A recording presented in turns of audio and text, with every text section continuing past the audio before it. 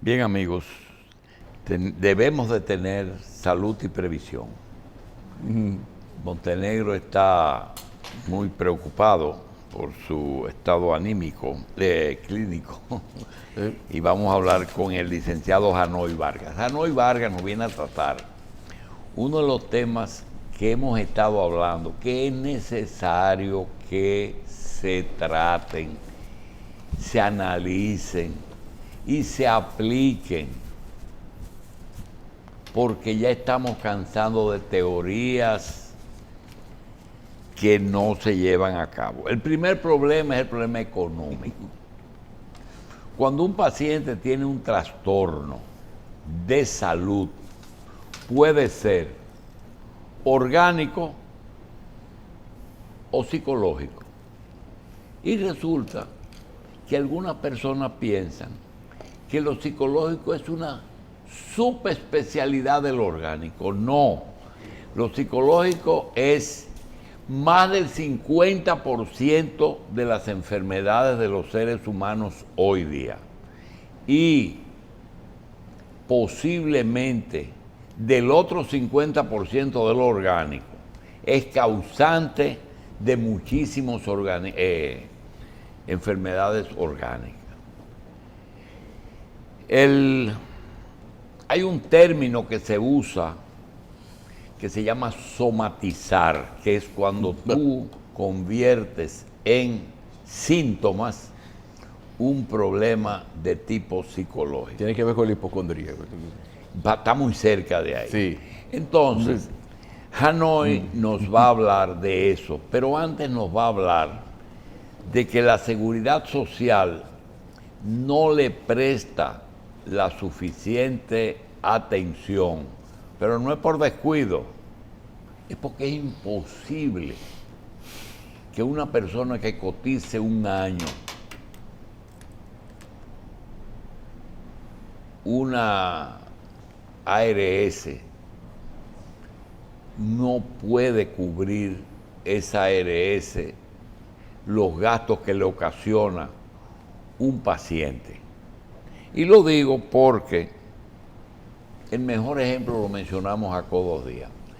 El negocio de la salud es que la salud no tiene precio, es lo más preciado que hay en el mundo, pero tiene un costo.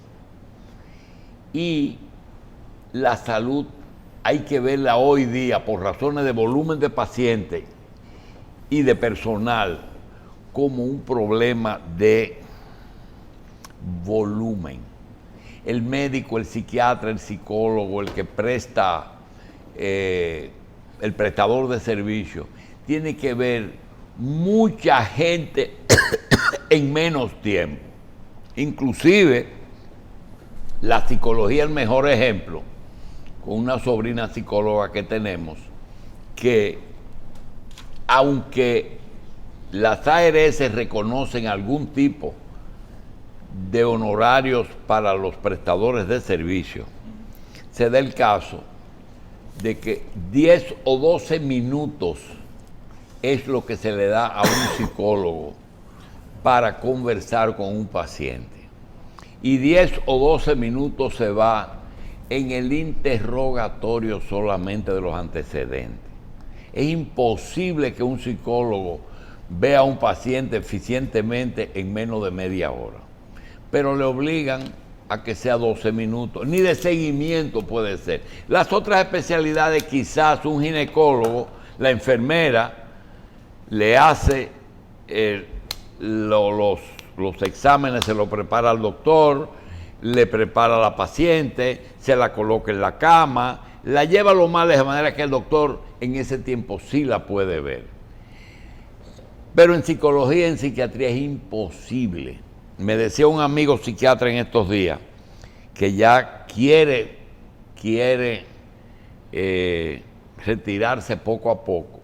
Me dice, estoy viendo solamente, me da vergüenza decirlo, pero estoy viendo pacientes que no me puedo desprender de ellos y que les puedo cobrar bien por 1 hora de consulta. Vamos a hablar de enfermedades psiquiátricas con un psicólogo, advirtiendo que el psicólogo no es el asistente del psiquiatra, es otra cosa, es una subespecialidad de la psiquiatría. Adicciones, depresión, bipolaridad, suicidio, esquizofrenia.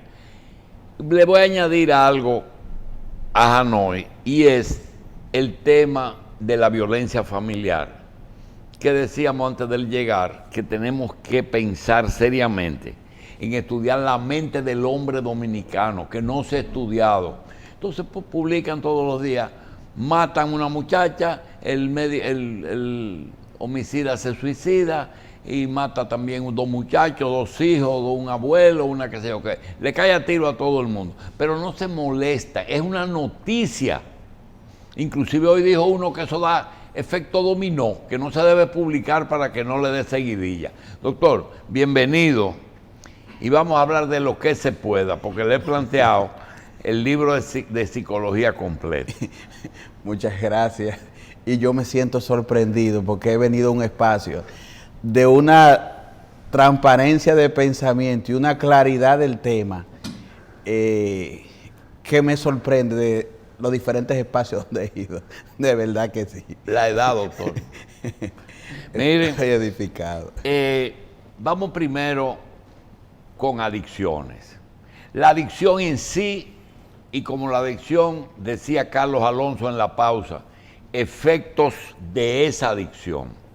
La adicción en sí, República Dominicana, independiente de tráfico nacional o internacional, ¿qué por ciento de la población en diferentes drogas o adicciones, quitando alcohol, cigarrillo, juego, sino en droga, en medicamentos, usted estima que hay de la población ya adictos en los 10 millones de dominicanos? Ese punto es muy inquietante, porque usted me dice que usted estima, debió de haber ya una línea basal, es decir, nosotros tenemos lo que se llama, de parte del Consejo Nacional de Drogas, la idea de un observatorio, un proyecto de observatorio que nunca se ha podido consolidar para darnos lo que se llaman las líneas basales, es decir, los datos estadísticos con precisión que nos permitan visualizar un fenómeno para enfrentarlo socialmente, compararlo. Es decir, nosotros como institución, los que nos dedicamos en nuestro apartado a dar asistencia a personas que abusan de sustancias psicoactivas, que tienen mala relación con las drogas, porque de alguna manera todos o hemos consumido o consumimos drogas. Mala relación con las drogas. Eso quiere decir que hay gente que tiene buenas relaciones con las drogas.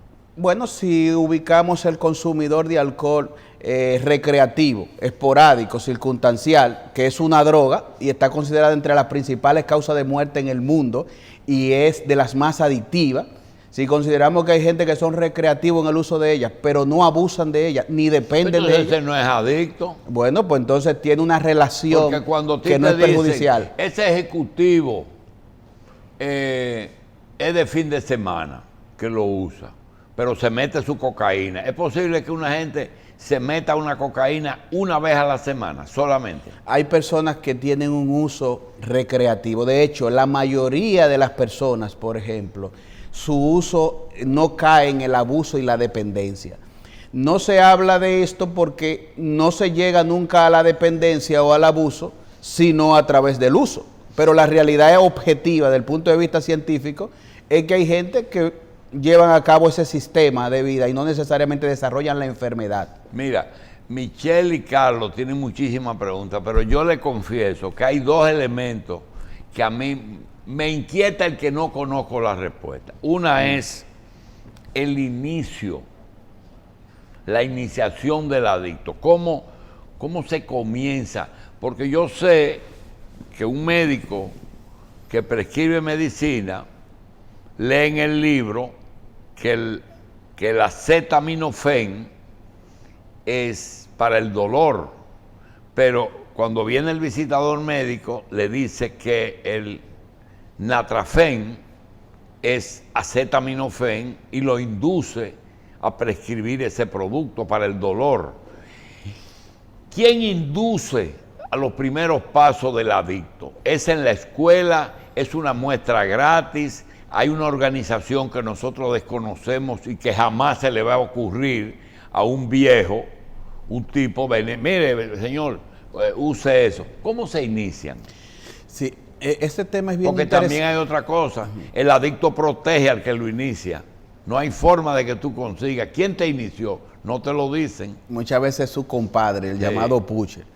Bien, es una pregunta interesante. Se puede decir, basado en evidencia, que es multifactorial el elemento de la inducción y el progreso en la problemática de la adicción. Multifactorial, ¿por qué?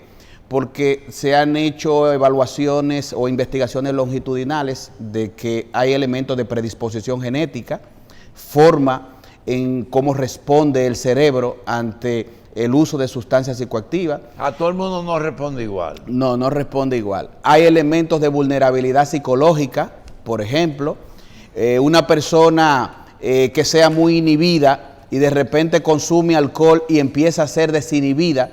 Como nosotros sabemos, hay gente que son calladas y cuando empiezan a tomar pierden la vergüenza, llaman a alguien a bailar, vamos a expresarnos. Se desinhiben. Exacto, pierde la vergüenza, puede hacer el ridículo ante los demás, pero él se siente feliz porque está expresándose tal cual es.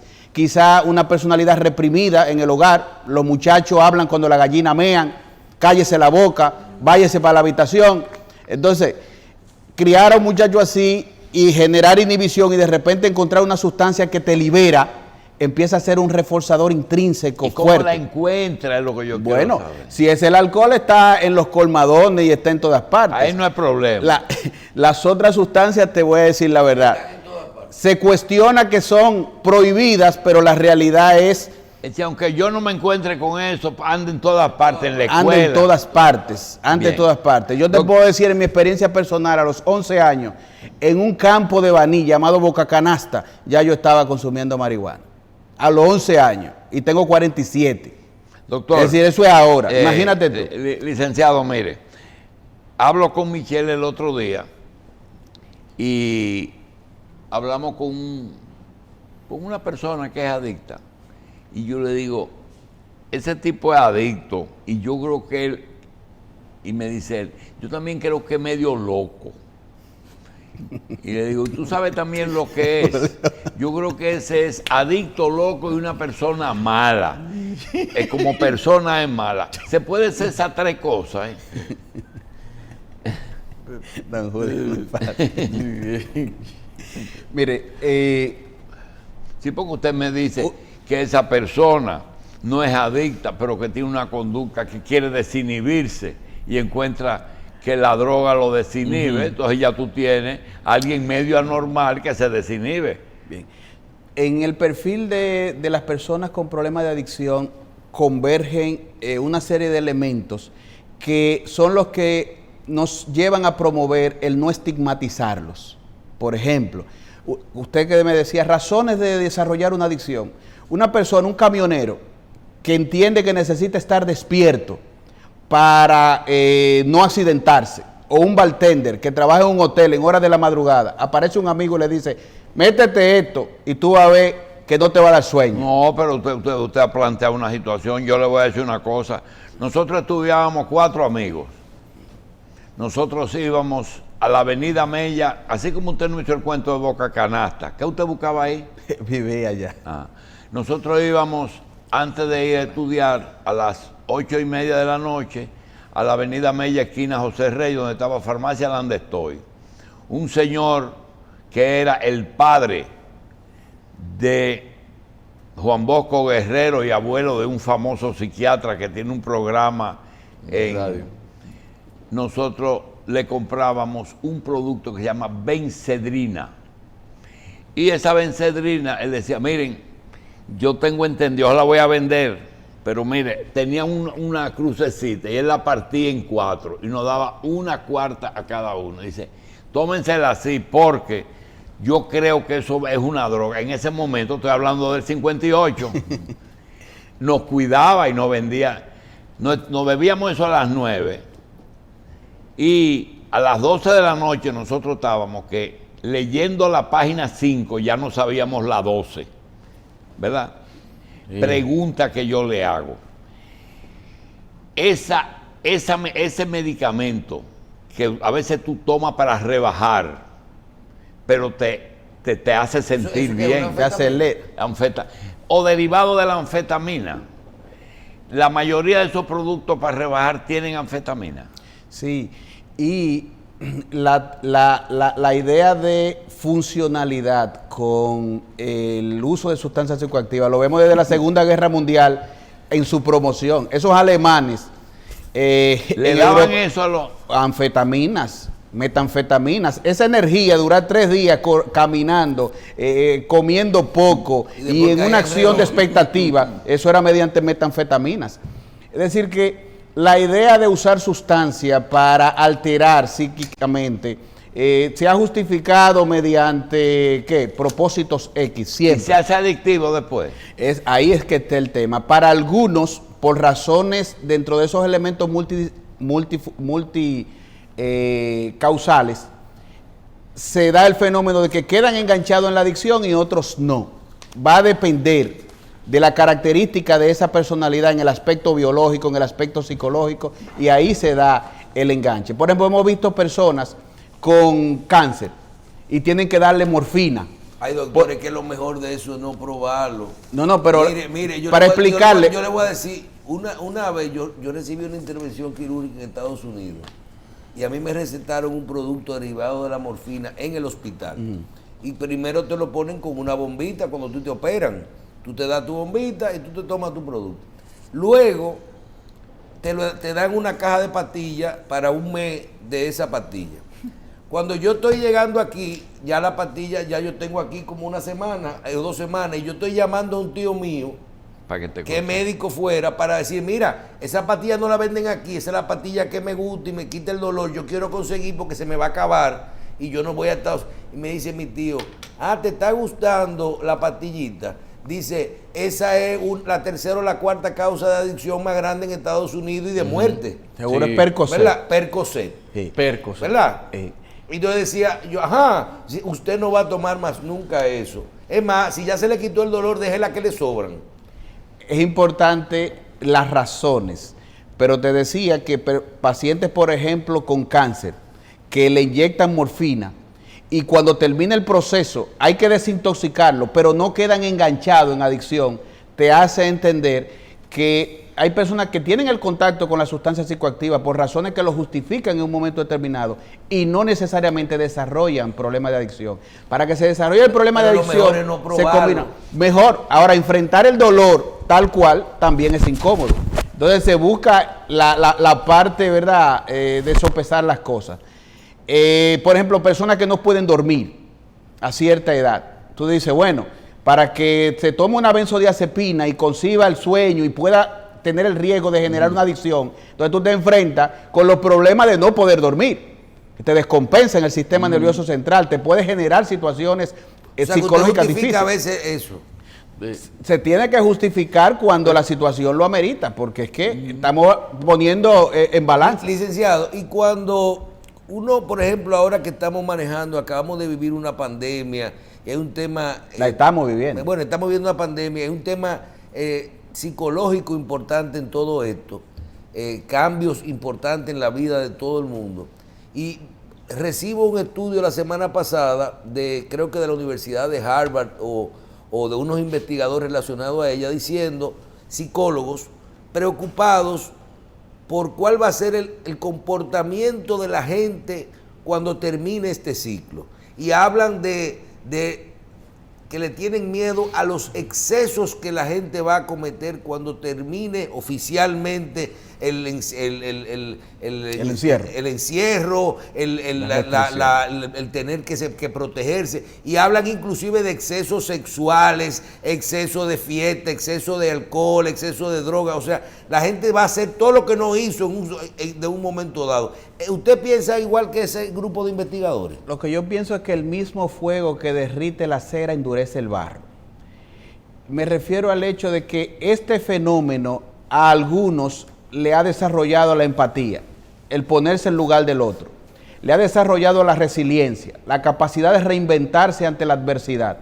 Y otros que tienen esa perspectiva temporal presente hedonista y que están reprimiendo deseos, obviamente, cuando se abran esas puertas, entonces van a ser parte de ese exceso. Pero siempre va a depender de la perspectiva de la persona, es decir, su personalidad. No, hay muchos casos de adicciones entre personas que cuidan a enfermos y que tienen acceso a esos medicamentos que son opiáceos o drogas. Repítame la pregunta. Que si hay algunas personas, llegan hasta usted algunos casos de personas que se vuelven adictos al probar los medicamentos de alguien a quien están cuidando. Sí. Sí, porque es el acceso. Sí, sí, nos llegan. La accesibilidad, vuelvo a repetir, no todo el mundo procesa igual el tema de la sustancia. Y no todo el mundo la procesa igual. Y esa es una de las razones de que las medicaciones deben de ser responsables. Porque hay muchas personas que dan prescripción médica e indirectamente pasan a ser el pusher, el proveedor de droga de la otra persona. Incluso le generan esos mecanismos adictivos y son la fuente de demanda de consultas. Porque muchas veces la misma prescripción médica que hay que renovarla de drogas controladas se convierte en una consulta y tú tienes que ir. Entonces, esa forma de medicación irresponsable, eso sí hay que verificar. Nosotros conversamos en estos días y hemos llegado a la conclusión de que hay temas que la legalización de la misma marihuana, el tema de las causales, lo que tiene que ver con la homosexualidad, la legalización de todo lo que es los matrimonios, son temas que nosotros en lo personal, yo creo que ya hemos hablado, ya eso es lo que hay que dejar que aprueben eso y que cada quien haga lo que tenga que hacer, porque uno a veces se siente como que se perdió realmente, ese pleito se perdió, porque uno a veces ni entiende a los demás.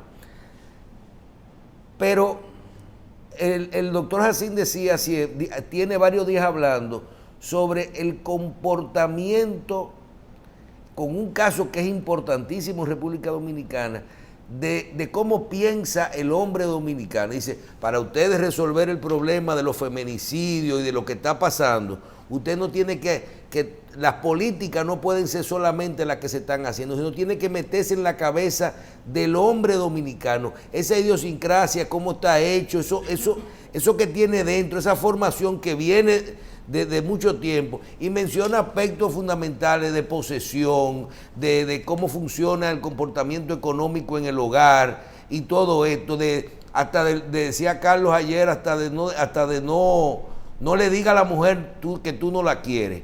¿Usted cree que hay algo en el caso específico de República Dominicana de cómo funciona esa sociedad familiar y esa relación de acuerdo a la práctica tradicional y a las costumbres que tenemos, diferente a otros países que hay que corregir para poder resolver el problema de la violencia familiar? Hay que diagnosticar aquí, sobre la base de explorar exhaustivamente esos fenómenos. Si tú analizas el embarazo precoz, si tú evalúas el tema del abuso de sustancias psicoactivas y cómo es más frecuente cada vez en adolescentes, incluso ya en niños, por ejemplo. Cuando tú analizas la violencia intrafamiliar, cuando tú evalúas el tema de los accidentes, temas legales que están vinculados con patrones de comportamiento, temas de salud vinculados con problemas del comportamiento.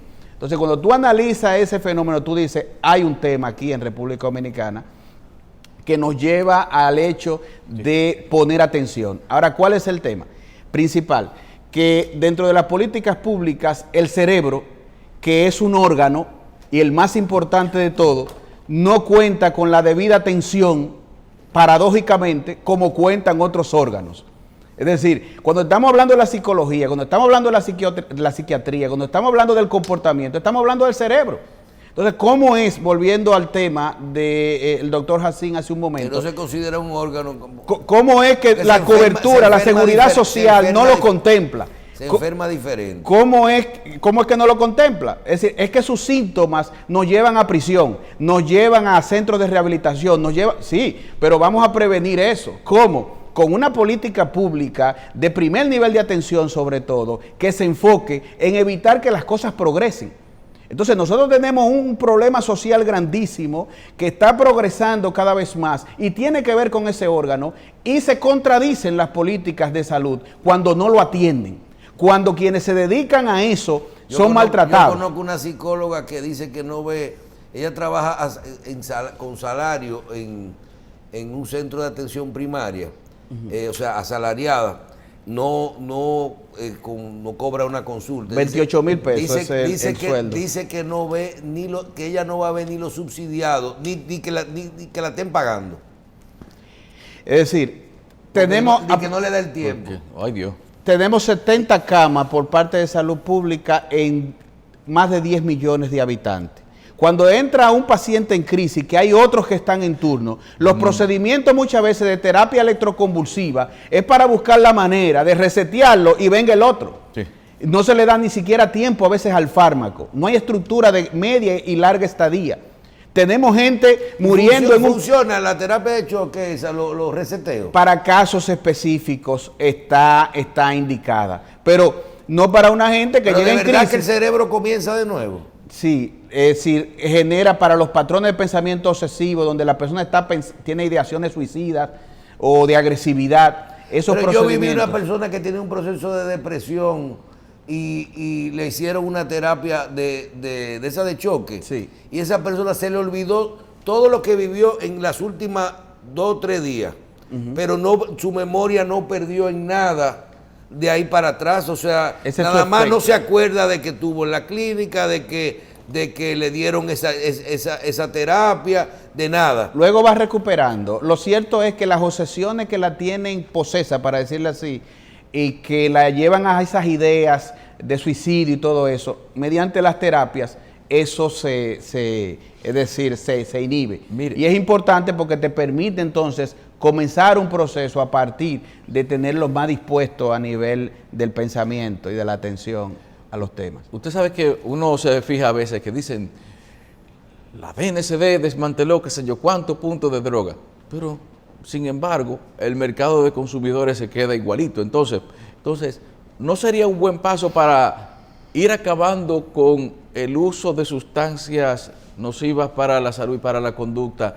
Un primer paso, en vez de la persecución a los vendedores, comenzar primero con ir disminuyendo el mercado al que van dirigidos esos productores. Es decir, disminuir los consumidores no llevaría a un mejor control del narcotráfico. Esa es una medida estratégica importantísima, y somos nosotros, con esas faltas de controles y de estrategias que hemos promovido a nivel internacional, no solamente este país, sino a nivel internacional, el tema de la legalización de las drogas. ¿Por qué? Porque hablarse de prohibición dentro de lo que es un mercado que nunca están caras las drogas, porque están escasas, siempre hay, y se sabe dónde se distribuyen y quiénes la distribuyen, y hay lugares públicos que son de eso.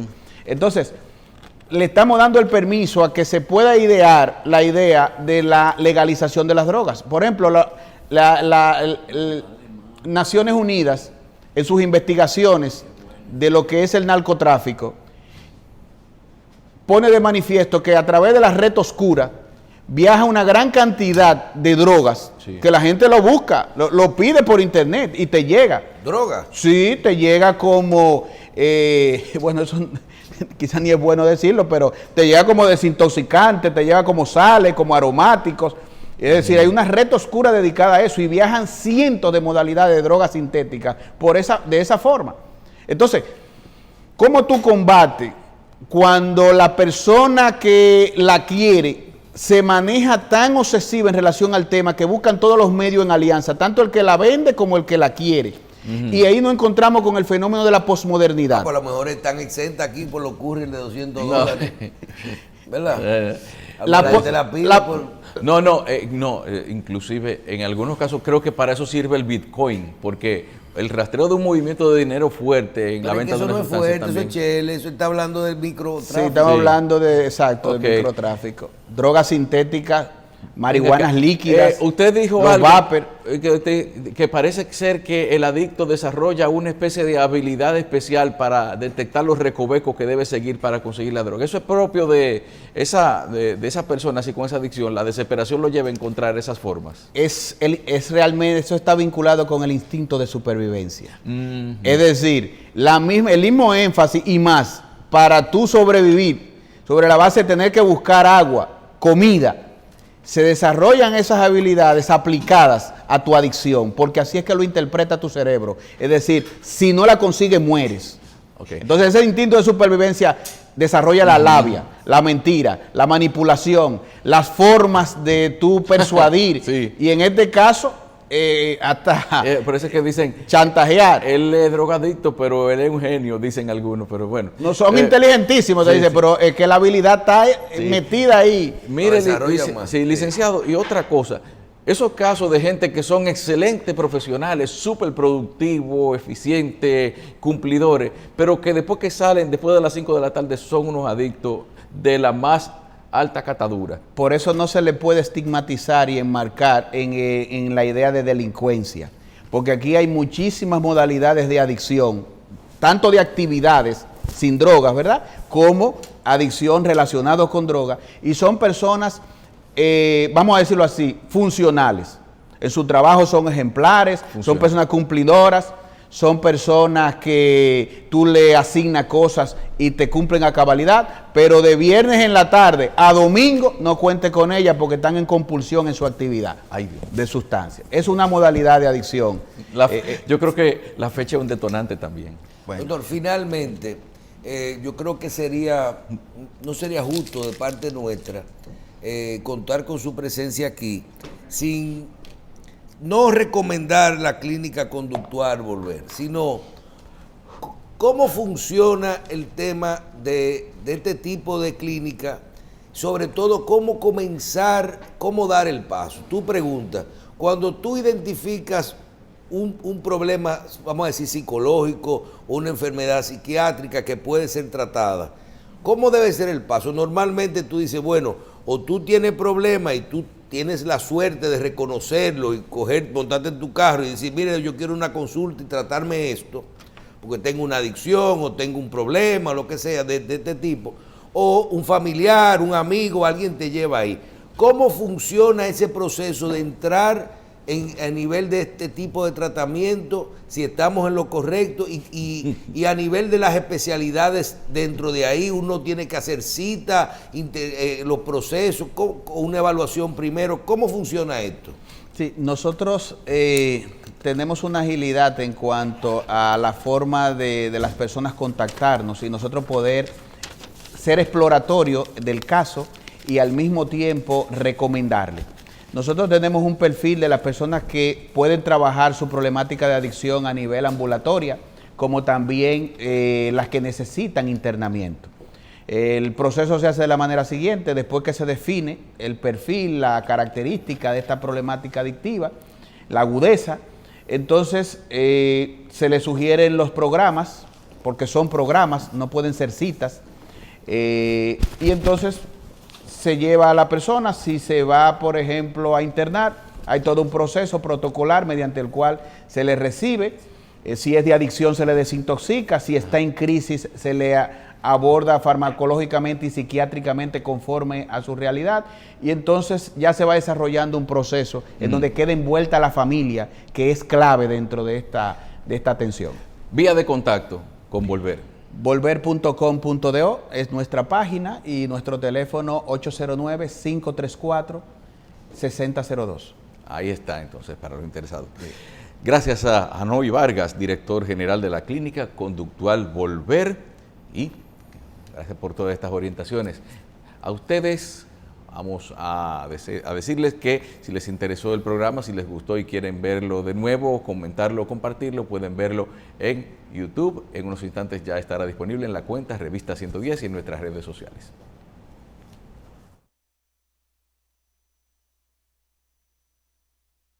Sabes que estás mal y lo vuelves a hacer. Estás en adicción. Piensa en volver.